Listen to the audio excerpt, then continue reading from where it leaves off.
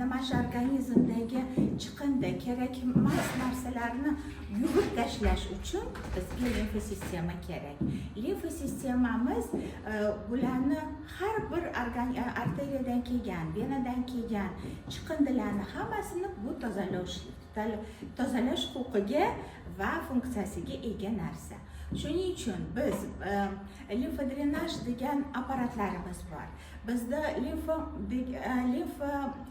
limfodrenaj massaji degan narsalar bor. Bizda diyetologlarimiz bor. To'g'ri ovqatlanishni tushuntiradi. Ayniqsa to'g'ri suv ichishni tushuntiradi. Chunki bizda agar limfosistemamiz bizda suv hamma narsa kerak. Tozalash uchun har doim bizga suv kerak. Organizmda xuddi shunaqa jigar uchun, o't pufagi uchun va ayniqsa limfosistemasi to'g'ri yaxshi ishlab berishi uchun to'g'ri suv ichish kerak. Shularni ham hammasini tushuntirib beramiz va bizda shu apparatlar orqali biz davolaymiz. Shuning uchun kelinglar, limfodrenaj olish kerak.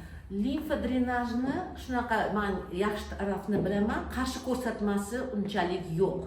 Ya'ni hatto sog'lom odam profilaktika tariqasida olishi mumkin, hatto onkologiyasi bor bemorlar ham ximiya, luch olgan bemorlar bu protsedurani olsa bo'ladi. Ya'ni siz tanangizda shish sezdingizmi, qo'lingizda venalari chiqishni boshladimi, oyoqlaringizda shishlarni kuzatyapsizmi? Demak, sizga limfodrenajni qabul qilish kerak. Buning uchun malakali shifokorga murojaat qilasiz. Konsultatsiyasidan so'ng buni kompleks davoda qilsak, effekti juda ham zo'r bo'ladi. Mana hozir oxirgi paytlarda, ayniqsa Covid kasallikdan keyin limfostaz degan kasallik paydo bo'ldi. Masalan, menda studentlik paytimda shu diagnostika yo'q edi. Bizga buni tushuntirishmagan. Bu mana shu yangi kelib chiqqan kasalliklardan biri. O'shaning uchun mana shu limfostaz kasalligini oldini olish uchun ham shu limfodrenaj apparatini kuchi juda katta.